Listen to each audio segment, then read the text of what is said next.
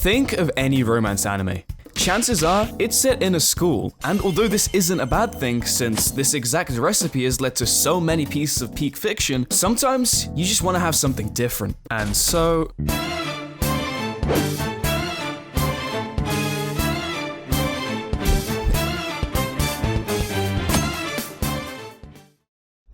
The ice guy and his cool female colleague. And I know you're already thinking, what the f*** is this guy even watching? Because that's precisely what I thought when my friend first told me about this anime. And I quote his exact phrasing. I found this, as he points to the ice guy and his cool female colleague, more enjoyable than ReZero. And as a generational ReZero glazer, that sentence, it really struck a nerve in me. How could something with such an absurd name be better than ReZero? Oh my god, I might have just struck gold. I mean, yeah, you know someone's gonna be up when the guy they all work for is the literal Buddha. Enough rambling. The ice guy and his cool female colleague, that's a mouthful, is about the cool female colleague and, well, the ice guy. And he's the ice guy not because of the drip he has or how cool he is, because, well, the cool part is left for the female colleague, but it's because he literally creates ice and snow at any minor inconvenience. Too anxious? Ice cube. Too much office work? Snowman. Too horny? Ice blizzard. And the female colleague is indeed cool. Not in a Sunjin Woo aura farming way, but in a, damn, they're pretty cool type of cool. And she has a cat named Yamaro. I love Yamaro so much, bro.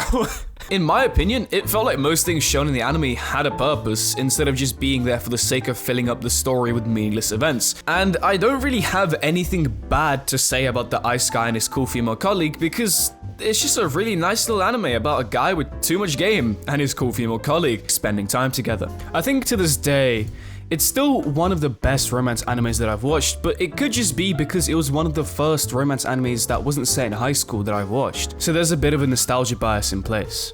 And also the cover art is pretty fire. I've even had some as my Steam profile picture for who knows how long now. My love story with Yamada-Kun at level 999. Given that this anime is about people that play video games, you'd probably think that Yamada would be one of those he's just like me for real characters. But let me tell you, he is nothing like that. Because never in my life have I seen an FPS player this goddamn good looking. To keep it simple, Akane gets dumped by her old boyfriend and ends up meeting Yamada through a game, to then end up actually meeting him at some game meetup event, recognizing him simply because of how dry his average response is. But what I actually like about Yamada is that he has a reasoning behind the way he acts, which gets touched upon later in the anime. The two just keep ending up in these really unfortunate scenarios, which causes them to grow closer. I ended up liking most of the characters, especially the go to Strawberry Farmer, and the ending was also great and actually conclusive for once. Pop off, Yamada. Overall, I enjoyed it, but in my personal opinion, I think it was one of the weaker ones on this list. Spice and Wolf. This one's a little different because it's set in a somewhat medieval Europe and follows a traveling salesman called Lawrence after he happens to meet the human incarnation of the wolf goddess Hollow. The fact that the whole show delves a bit further than just romance doesn't mean that it's any less of a romance anime than any of the other ones on this list. I mean, it's pretty obvious just off of the way these two act that they have some sort of romantic attraction towards each other. The different setting is refreshing, and I found the whole concept surrounding Spice and Wolf to be unique and interesting because I really was not expecting to watch some peddler uncover a medieval silver coin fraud plot just because he bought some wolf girl apples. This anime does also have a newer adaptation with more modern animation, but personally I watched the old one since, you know, it actually has a second season. I think Spice and Wolf, among a fair few other shows on this list, is something that I would have found boring to watch a couple years back. But as I've gotten older and realized that there's more to anime than just flashy fights and abnormally large female features, and that even something as small as the word choice of a character could change the entire experience of an anime. At least for the old adaptation of Spice and Wolf, at a first glance it felt like an old history textbook, but as I began reading it, I realized that the chapters within it are actually interesting and carry their own weight. Even if you aren't a real fan of romance animes, which I'd be surprised because you're watching a video about romance animes, Spice and Wolf is still something you can give a chance to because it kind of sets it aside and still has its own great story even if you do discard that romance element. I think it's a nice addition that if I ever want to rewatch Spice and Wolf, I always have the new adaptation to watch. Great anime, would definitely recommend if you're into seinen shows. Golden Time. I actually first watched Golden Time almost 3 years ago, and I rated it a 10 because back then I was new to anime and thought that everything was a masterpiece. Because, I mean, unless you watch the most heinous slop known to man, you probably rate everything well. And bro, I definitely had my priorities straight back then. So rewatching Golden Time would allow me to look back on this anime and see whether my opinion on it has changed or not. Golden Time follows one of my all-time goats, Tada Banri, as he starts university and miraculously meets this fella whose name I forgot again, whilst both being lost in Tokyo. Through some sheer luck and a cult abduction, Tada Banri manages to swipe this girl's one-way obsessive lover, Kaga Koko, and it only starts ramping up from there. It takes really long for the romance to progress. It's what you'd think if these characters were mentally stable. To put it simply, they are absolute train wrecks half the time. But that isn't a bad thing because they're exaggerated to a degree, but they still manage to portray the idea of self-doubt and insecurity. Golden Time puts two insecure young adults into a relationship trying to figure out not only themselves, but their whole life. This really speaks to me, and I personally prefer this way over the X and Y get together and live happily ever after. I think fiction is best served with a side of realism,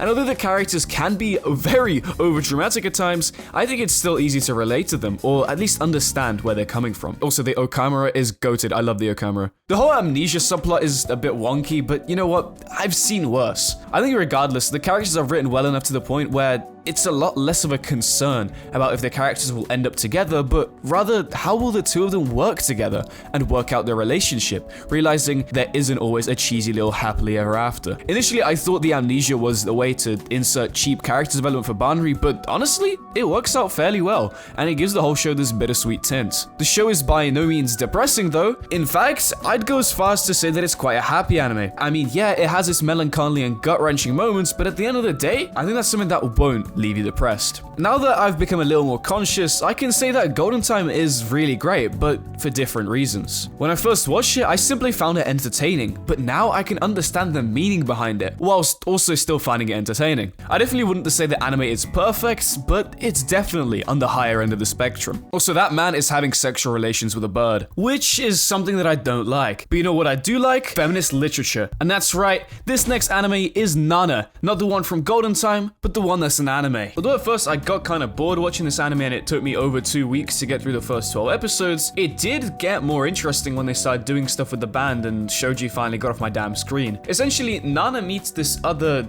Nana, and both have some just like deep-rooted trauma. With one of them, she just can't stop getting fucked by random dudes, whilst the other is just depressed and her band dissolved and her boyfriend left her for a better business opportunity. I can see the appeal, and trust me, I've got nothing against feminist literature since, you know, I'm 6'2", but Nana just really wasn't my thing. And it's not one of those where you go into something expecting to dislike it, and therefore you dislike it. It was quite the opposite. My first exposure to Nana was when I was in my local Food and Planet looking at manga with a friend, and I happened to notice the disproportionate amount of a manga called Nana. And although it didn't have a whole ass shelf to itself like Jujutsu Kaisen normally does, it still had quite a few volumes. Seeing as I have such a keen eye for feminist literature, I swiftly picked it up, me and my friend both analyzing it and realizing that the cover art had a pretty unique art style. That story had literally nothing to do with why I watched Nana, but believe me when I say I was genuinely excited to watch it at first. I can definitely see why people would like Nana, but for me, it just wasn't my thing. Like, genuinely, please let me know if the show does have the generational switch up past like 24 episodes, because then I might continue it. But for now, it's not looking like I will. But regardless, I just want to reiterate the fact that I do understand that Nana has great writing, and I'm not here to argue that. I think Nana is great, it's just completely not my thing personally. And I respect anyone who likes it, because everyone's entitled to their own opinions.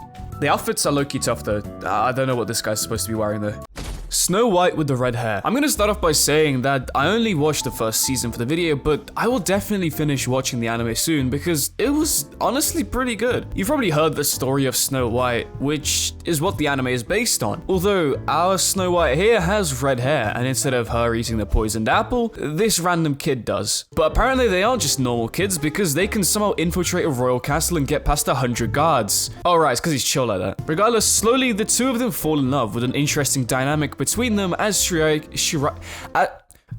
as Shirayuki aims to become a court herbalist, while this guy, he's the prince of the whole place. And besides that, one thing that I've really loved in this anime is the dynamic between Shirayuki and Zen, and how they have so much mutual trust between them. I mean, yeah, if someone literally found my exact location just to save me from a kidnapping with no clues whatsoever, I would probably trust them too. But, you know, I think it's still nice to see how far respect and communication goes in their relationship. I really appreciate the writing on the characters, and although it's set in a fantasy world, their relationship is based on values that should apply within the real world too, between not only romantic relationships, but any relationships, like friends or family. And apparently it's weird to have red hair, but bro, this guy's literally got blue hair, and I'd argue that that's even more abnormal. But besides how whimsical this whole anime felt at times, I thought the premise was good, the atmosphere was captivating, and as I said previously, I thought the writing on the characters was pretty good. I didn't enjoy it as much as some of the other anime in this video, but it's still pretty good.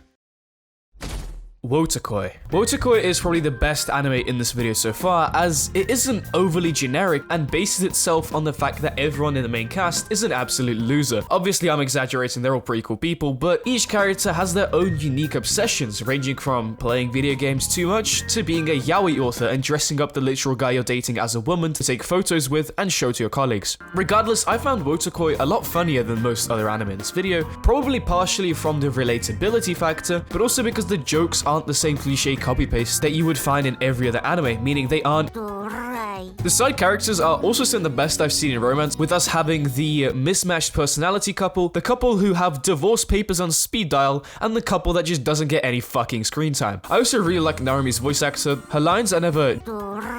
and I think she adds a lot more personality to the main character. Realistically speaking, Wotakoi is the best non-high school romance anime in this video, but I have a crazy The Ice Guy in His School female colleague bias, so I can't say it's any better than that.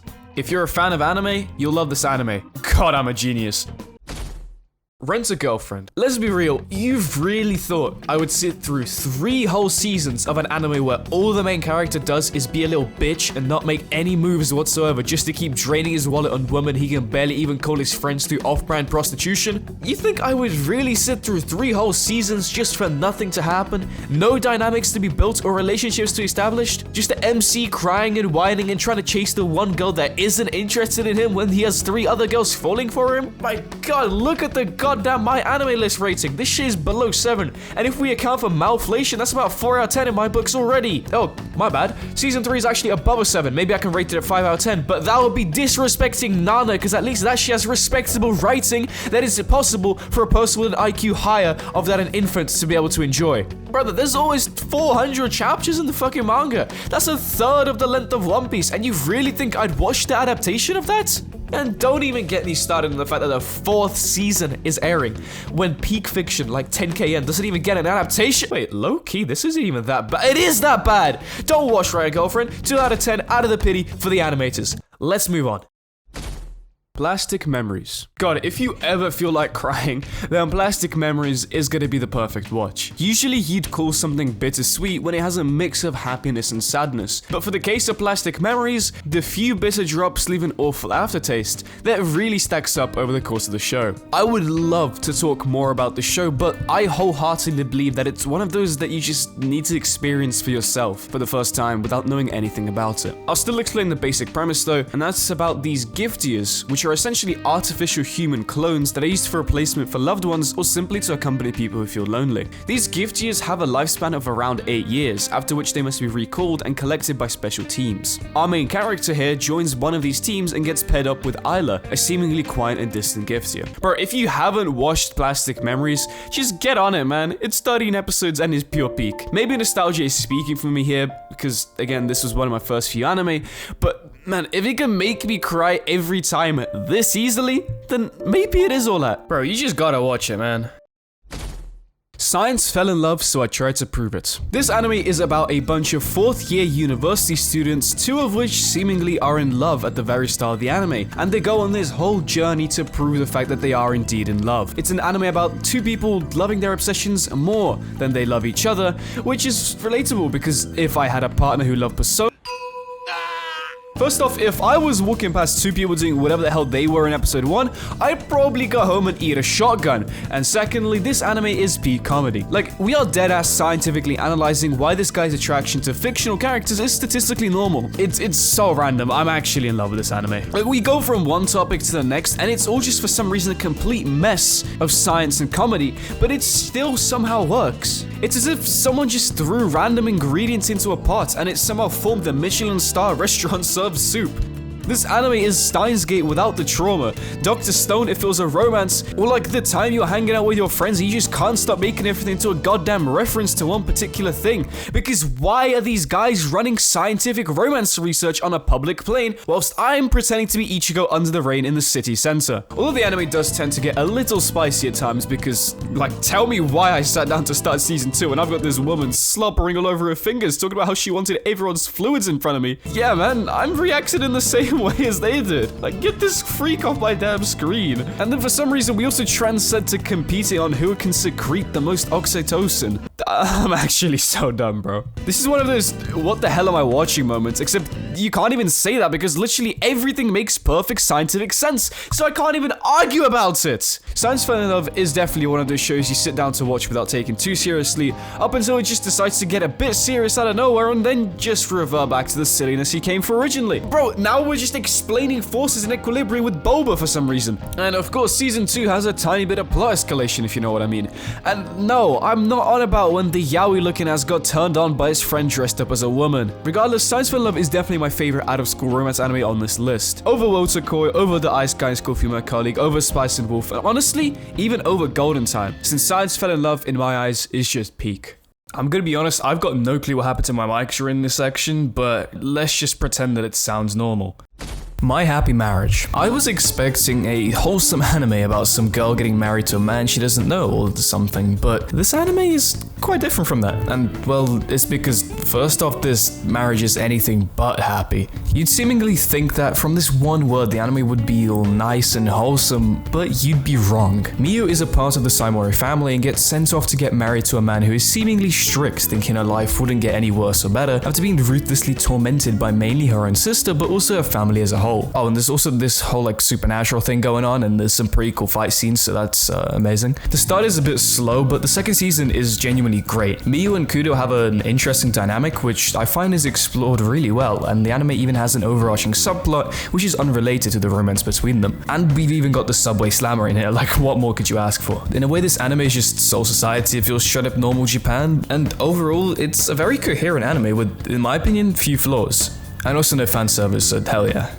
Yona of the Dawn. I'll start off by saying that this anime is not a romance. See, when I first went looking for animes to watch this video, I asked around and also did my own research, which involved noting down any animes that had the romance tag and weren't set in high school. One of these was Yona of the Dawn, which is set in a kingdom ruled by a very nice king, one that is too nice, some may say, and his daughter Yona being the only heir to the throne. Blah blah, episode passes, king's murdered, Yona runs away and has to find specific people to help her. All in all, Yona of the Dawn is a great anime, but it's definitely not a romance. Yes, there are hints and subtexts, but to call it a romance anime would just be a lie. It's like calling something like Bleach a romance because Orihime screams Ichigo's name at every minor inconvenience. That example exaggerates it a little bit, but you can hopefully see my logic in this, and the only reason I decided to keep this anime in the video is because I'm lazy and don't want to watch another 24 episodes, is because I think it's important to highlight this so someone else doesn't make a similar mistake when searching for romance animes. Not that it'd be too detrimental, Yona of the Dawn is still a great watch, but just not the right thing for someone who's looking for romance explicitly. I'm saying this skipping over the one freaky ass scene, but the main critique point I found from literally everyone after finishing the anime is that there just wasn't enough romance between the two quote-unquote love interests. Albeit, I'm sure it's explored more in the manga since the anime ends nowhere near the end of the story. I'd still very much recommend this anime if you're looking for something of its vibe. It's got some amazing writing, and I think the characters especially are really good. But these 12 don't even begin to scratch the surface. To truly find the best of the best, I'd have to do much more digging. So this marks only the beginning of my journey.